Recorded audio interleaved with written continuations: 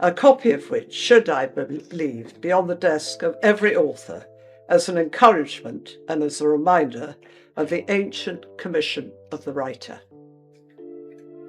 He said this: "I'm impelled not to squeak like a grateful and apologetic mouse, but to roar like a lion, out of pride in my profession and in the great and good men who have practiced it through the ages." Palace insiders just leaked the devastating truth about Queen Camilla's future, and what they revealed is absolutely shocking.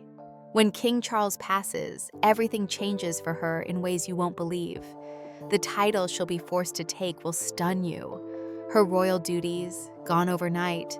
Her home, she'll have to leave. I would like to take this opportunity to echo that lion's roar on your behalf, and of course to rectify the unaccountable omission of great and good women. The transformation is brutal and irreversible.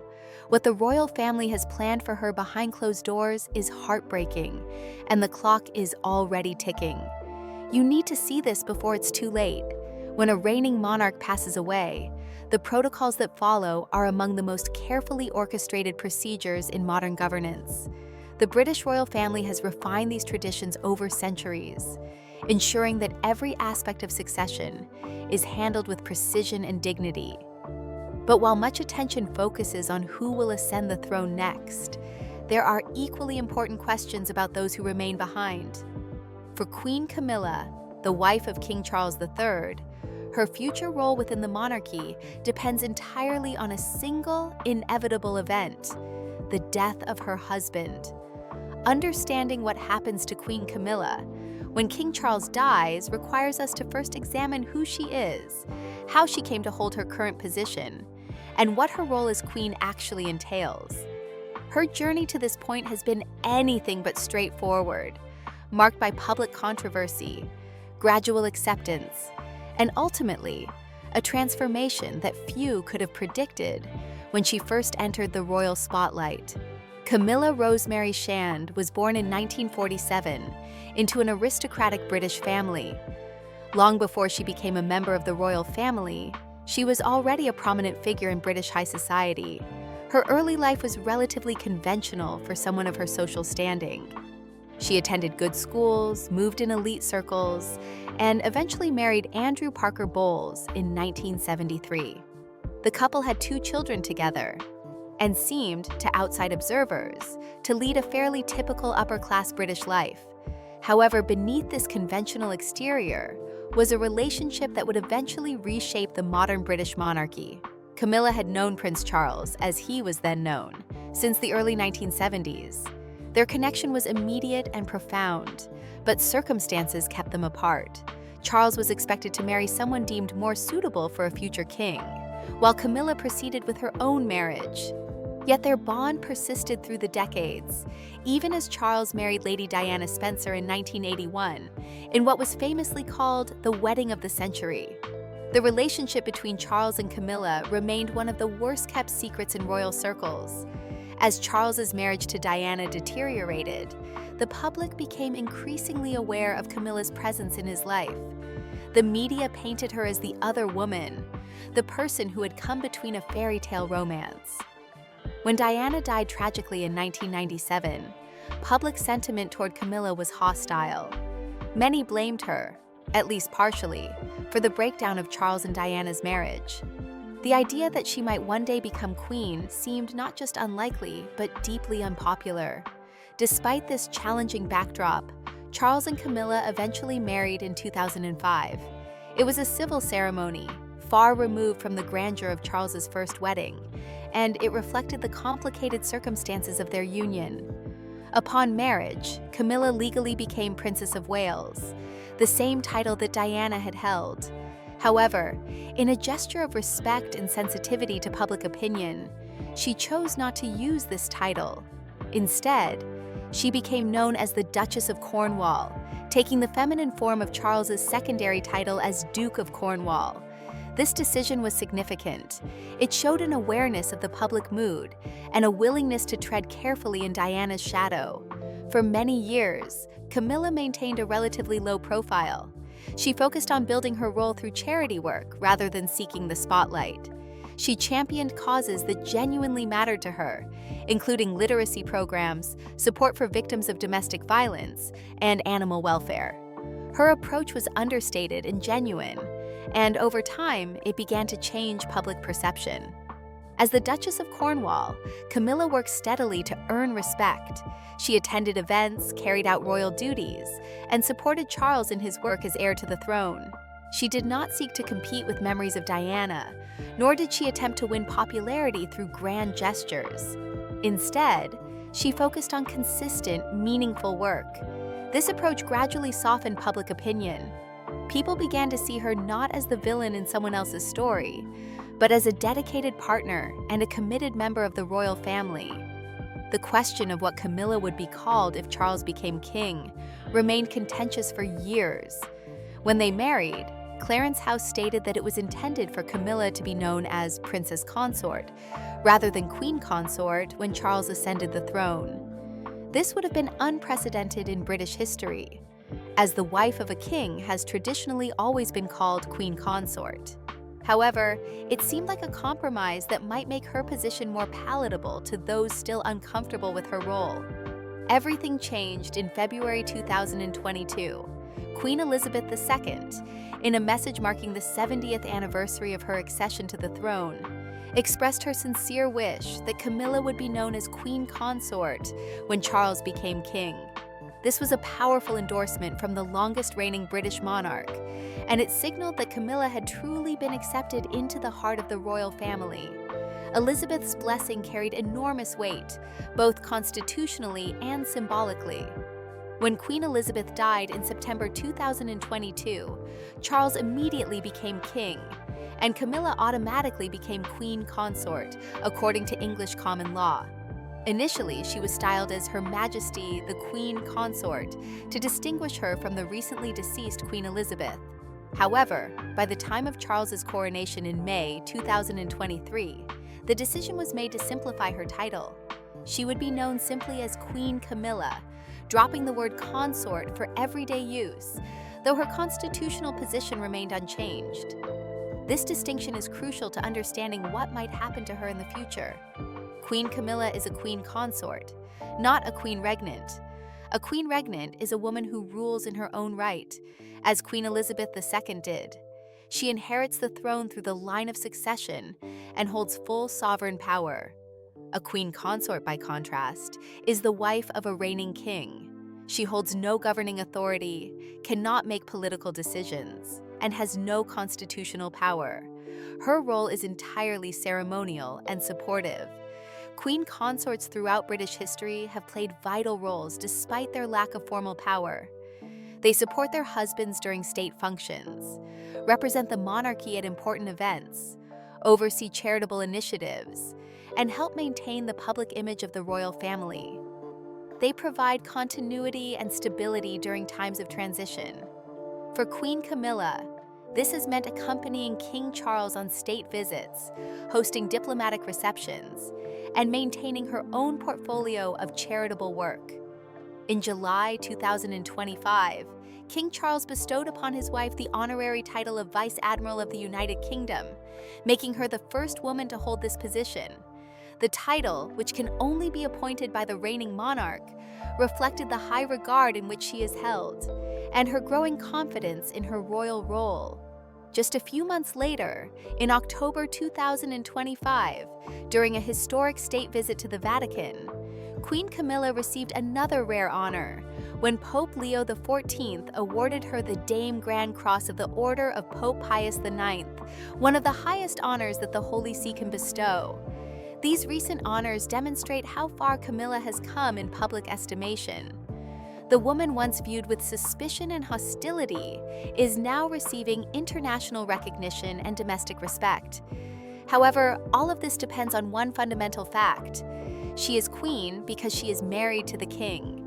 Her title, her role, and her position within the royal family are all tied directly to King Charles. This means that when he dies, everything about her status will change. The British monarchy operates under one of the oldest and most clearly defined systems of succession in the world. Unlike elected positions or titles that can be granted through merit or appointment, the throne passes only through bloodline. This hereditary system has been the foundation of royal stability for over 1,000 years, providing clear and unambiguous rules about who can become the monarch. The line of succession is determined by descent, legitimacy, and specific laws that have evolved over centuries, most recently updated by the Succession to the Crown Act of 2013, which ended the system of male preference in favor of absolute primogeniture. This strict adherence to bloodline creates a fundamental reality for anyone who marries into the royal family. They can never inherit the throne themselves. No matter how beloved, respected, or capable they might be, they remain outside the line of succession. This applies equally to Queen Camilla. Despite her title and her position as the wife of the reigning monarch, she has no claim to sovereignty in her own right. When King Charles dies, the crown will pass immediately to his eldest son, Prince William, and Camilla's role will change dramatically. The implications of this system become particularly significant when we consider the current state of King Charles's health. In February 2024, Buckingham Palace announced that the king had been diagnosed with cancer. The diagnosis came after Charles underwent a procedure to treat a benign enlarged prostate. During that treatment, doctors discovered what they described as a form of cancer, though they have not disclosed the specific type, only confirming that it is not prostate cancer itself. Since that announcement, Charles has been undergoing regular treatment while continuing to fulfill his royal duties as much as his health permits. The king's cancer diagnosis has naturally raised questions about succession planning and the future of the monarchy. Charles is 76 years old, and while palace sources have indicated that his treatment is progressing positively, the situation remains serious. In July 2025, during a public engagement in Newmarket, Charles told a cancer survivor that he was feeling a lot better and described his condition as just one of those things. This rare personal comment suggested a degree of optimism, but it also acknowledged the ongoing nature of his illness. In March 2025, he was briefly hospitalized due to temporary side effects from his cancer treatment, requiring a short period of observation before returning to his residence at Clarence House. The reality of Charles's health situation makes the question of what happens to Queen Camilla more pressing and immediate than it might otherwise be. While everyone hopes for his continued recovery and a long reign, the protocols for royal succession exist precisely because death, whenever it comes, requires immediate and certain action. The moment King Charles dies, Prince William will become King William V. There will be no gap, no period of uncertainty. The famous phrase, "the king is dead, long live the king," captures this instantaneous transfer of sovereignty. When that moment arrives, Camilla will no longer be queen in the sense of being the wife of the reigning monarch. Her title and her role will need to reflect her new status as the widow of a former king. This is where the historical title of Queen Dowager becomes relevant. A Queen Dowager is precisely what the term suggests, a queen who has been widowed. It is a well-established designation within royal protocol, acknowledging that the woman once held the position of queen consort, but no longer does because her husband has died. The title of Queen Dowager has been used throughout British history whenever a king has died leaving behind a widow. It serves several important purposes. First, it maintains respect for the woman's former position and her service to the crown. She was queen, and that fact is honored even after her husband's death. Second, it clearly distinguishes her from the new queen consort, who in this case would be Catherine, the current Princess of Wales. Without such a distinction, there could be confusion about who holds what position within the royal hierarchy. Third, it establishes the parameters of her future role, signaling that she is no longer an active part of the working monarchy in the same way she was before. Historical precedent provides numerous examples of how Queen Dowagers have navigated their positions. One of the most notable was Queen Mary, the wife of King George V and the grandmother of Queen Elizabeth II. When George died in 1936, Mary became Queen Dowager during one of the most turbulent periods in modern royal history. Her son Edward VIII abdicated the throne less than a year after his father's death, creating a constitutional crisis. Her second son then became King George VI, and Mary provided crucial stability and continuity during this chaotic transition. She continued to carry out public duties, maintained her dignity, and served as a steadying presence for both the royal family and the nation. During the Second World War, Queen Mary remained visible and active, visiting bombed areas, meeting with troops, and demonstrating royal solidarity with the British people during their darkest hours. She understood that her presence carried symbolic weight, even though she held no official power. Her long life, she lived until 1953, meant that she witnessed her granddaughter Elizabeth ascend the throne in 1952, providing yet another generational link within the monarchy.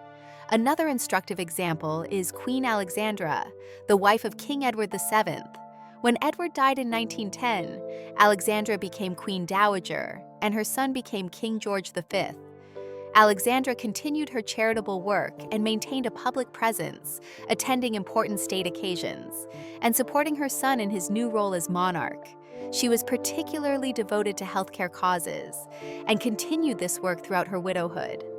Her approach balanced respect for her former position with an understanding that the spotlight had moved to the new king and his consort, Queen Mary. These historical queen dowagers established patterns that would likely be followed if Camilla finds herself in the same position. They stepped back from the most prominent royal duties, but did not disappear from public life entirely. They maintained their own households, separate from the reigning monarch, and continued work with causes that mattered to them. They attended major royal events when appropriate, but did not overshadow the new king or queen. They served as links to the previous reign, embodying continuity while allowing the new generation to establish their own identity. For Queen Camilla, becoming a queen dowager would represent a significant change from her current active role. Right now, she accompanies King Charles to state banquets, travels on official visits abroad, hosts receptions at royal residences, and maintains a busy schedule of public engagements. She has her own staff, her own diary of commitments, and her own portfolio of charitable patronages. She is very much a working member of the royal family, carrying out duties on behalf of the crown and representing the monarchy in public. As Queen Dowager, much of this would change. The primary public role would shift to King William and his wife Catherine, who would become Queen Consort. Camilla would no longer be expected to carry out official duties on behalf of the new monarch. The working monarchy would center around William, Catherine, and their children, with other senior royals supporting them. Camilla would retain her title and her status as a member of the royal family, but her position would become more ceremonial than functional. This does not mean she would disappear from public view entirely. Historical queen dowagers have often maintained meaningful public roles, particularly in relation to their charitable work. Camilla has spent years building relationships with organizations focused on literacy, domestic violence prevention, animal welfare, and osteoporosis awareness. It seems highly likely that she would continue supporting these causes, using her profile and experience to benefit the organizations she has championed. However, this work would be undertaken as a private individual with a royal title, rather than as an official representative of the reigning monarch. One practical consideration is where Camilla would live as Queen Dowager. Currently, she and King Charles reside at Clarence House in London, with other residences including Highgrove House in Gloucestershire. When William becomes king, he and Catherine would likely move into the primary royal residences, and Camilla would need her own establishment. According to reports from 2025, Camilla has maintained her own private home at Raymill House in Wiltshire throughout her marriage to Charles. Friends have described this property as her personal sanctuary, a place where she can escape royal protocol and spend time with family and friends in an informal setting. Royal staffers have privately acknowledged that the possibility of Camilla eventually living at Raymill House full-time is one of the practical reasons she has kept the property. It would provide her with independence and privacy during her widowhood, allowing her to step back from royal life while maintaining her dignity and her connection to causes she cares about. The role of Queen Dowager in the 21st century would present challenges and opportunities that historical precedents can only partially address. While Queen Mary and Queen Alexandra navigated their widowhoods with grace and dignity, they did so in eras before mass media, instant communication, and the relentless scrutiny that characterizes modern royal life. Camilla would be stepping into this role at a time when every appearance, every decision, and every public statement is analyzed, dissected, and shared globally within seconds. The digital age has fundamentally changed what it means to be a member of the royal family. And a Queen Dowager in 2025 would face pressures that her predecessors never imagined. Social media platforms have transformed the relationship between the monarchy and the public. Where once royal news filtered through traditional newspapers and television broadcasts, it now spreads instantly across Twitter, Instagram, Facebook, and countless other platforms. Public opinion forms rapidly, often based on incomplete information or misleading headlines. The royal family has adapted to this environment with varying degrees of success. Younger royals like Prince William and Princess Catherine have embraced certain aspects of digital communication, using social media to share their charitable work and connect with causes they support. However, this visibility comes with risks. Any perceived misstep can trigger waves of criticism, and the line between appropriate engagement and oversharing remains difficult to navigate. For Queen Camilla as a dowager, finding the right balance would be crucial. Too much visibility might be seen as attempting to maintain relevance or competing with the new king and queen for attention. Too little might make her seem disconnected or indifferent to the causes she has supported for years. The challenge would be maintaining a dignified presence that honors her former position while respecting the primacy of King William and Queen Catherine. This would require careful judgment about which events to attend, which causes to champion publicly, and how to use whatever platform she retains without overshadowing the working monarchy. Public expectations of royalty have evolved significantly in recent decades. There is now a demand for accessibility and relatability that would have seemed inappropriate to earlier generations. People want to see royals as real human beings with emotions, struggles, and genuine connections to everyday life. This shift has been both a blessing and a burden for the royal family. It has allowed figures like Catherine to build enormous popularity through her warmth and apparent normalcy. But it has also exposed the family to criticism when they appear too privileged, too distant, or too protected from ordinary concerns. Camilla has already navigated one remarkable transformation in public perception. When she married Charles in 2005, she was still viewed with suspicion and hostility by significant portions of the British public. Many remembered the painful breakdown of Charles and Diana's marriage and held Camilla at least partially responsible. The idea that she might become queen was deeply controversial. Some polls at the time suggested that a majority of Britons did not want her to hold that title. Yet through years of consistent, unglamorous work, she gradually changed opinions. She did not seek the spotlight, but showed up reliably for her duties. She supported Charles without trying to compete with memories of Diana. She championed causes that made a real difference in people's lives. By the time Queen Elizabeth II gave her explicit blessing for Camilla to be known as Queen Consort, in 2022, public sentiment had shifted dramatically. While she may never achieve the level of popularity that Diana commanded, or that Catherine enjoys today, Camilla has earned genuine respect. She is seen as someone who has done her duty, supported her husband, and contributed meaningfully to charitable causes. This hard-won acceptance would be an asset as she navigated the transition to Queen Dowager, but it would not make the role easy.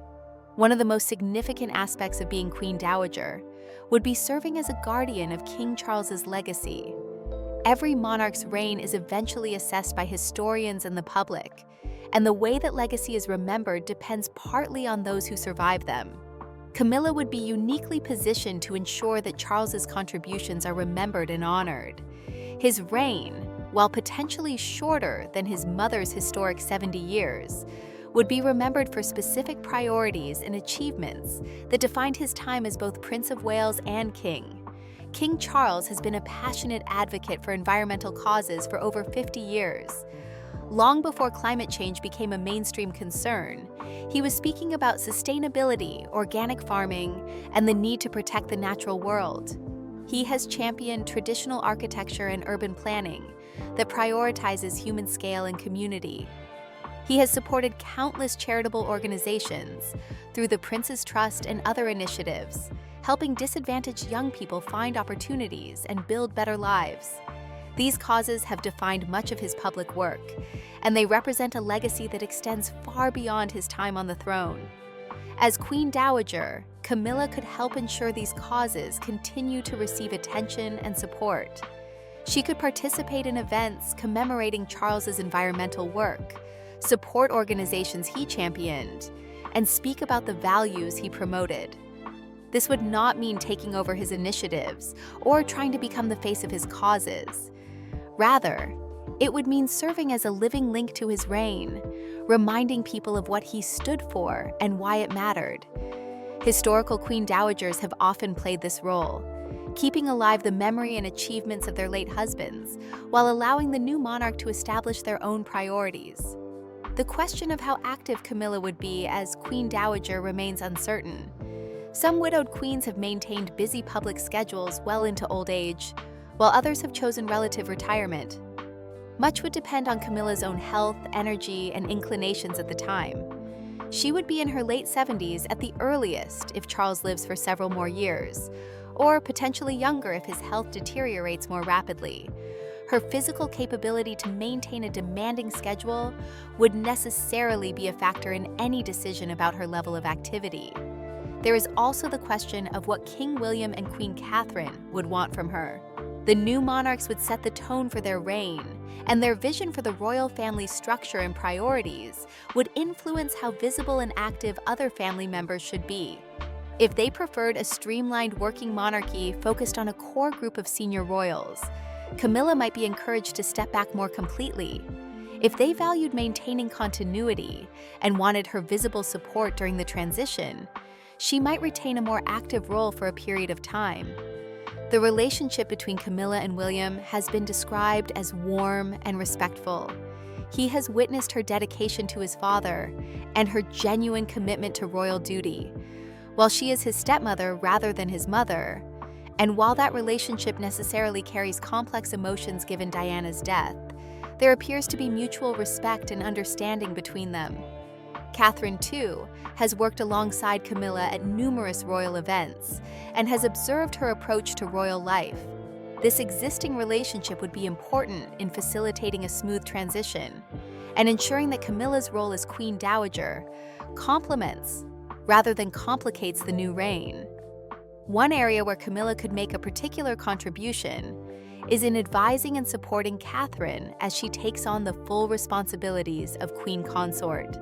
While Catherine has been preparing for this role for years and has already demonstrated grace and capability in her duties as Princess of Wales, becoming Queen Consort brings additional pressures and expectations.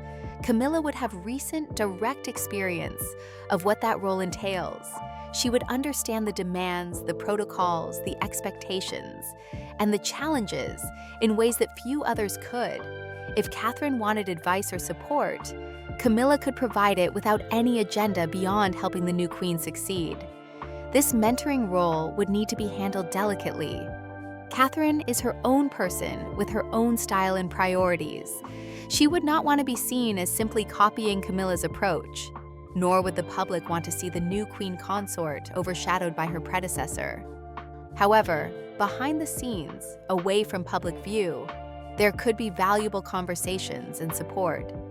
Historical royal families have often benefited from these intergenerational relationships, with older members providing wisdom and perspective to younger ones, taking on new responsibilities. Camilla's charitable work would likely continue to be central to her identity as Queen Dowager. She has been particularly associated with literacy initiatives, having served as patron of numerous organizations promoting reading and education.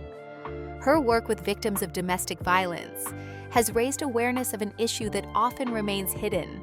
Her advocacy for osteoporosis research and treatment has helped countless people understand and manage this condition. These are not causes she adopted cynically for public relations purposes, but genuine commitments that reflect her values and interests.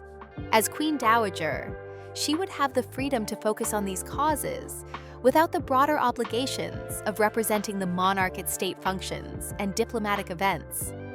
This could actually allow her to deepen her impact in specific areas, rather than spreading her efforts across the wide range of duties expected of a queen consort. She could become known as a champion of particular issues, using her profile and experience to advocate for change and support organizations doing important work. This focused approach has worked well for other royal widows who found renewed purpose in charitable work after stepping back from official duties. The financial aspects of being Queen Dowager would also need to be addressed, though these discussions typically happen privately within the royal family. Queen Dowagers have traditionally received financial support to maintain their households and carry out appropriate activities, but the specifics vary based on circumstances and the wishes of the reigning monarch. In an era of increased scrutiny about royal finances and calls for the monarchy to justify its cost to taxpayers, these arrangements would need to be handled carefully and transparently. The death of King Charles would mark more than just a personal loss for Queen Camilla and the royal family. It would represent a generational shift in the monarchy, bringing to the throne a king and queen who represent a different era and different priorities. Prince William would become King William V, and his wife Catherine would become Queen Consort. This transition has been anticipated and prepared for over many years, but when it actually happens, it will reshape the entire structure and public face of the British monarchy. William and Catherine represent a more modern, accessible version of royalty. They have raised their 3 children, Prince George, Princess Charlotte, and Prince Louis, with a degree of normality that would have been unthinkable in previous generations. They have been photographed doing school runs, attending sports matches, and engaging in everyday activities that make them relatable to ordinary families.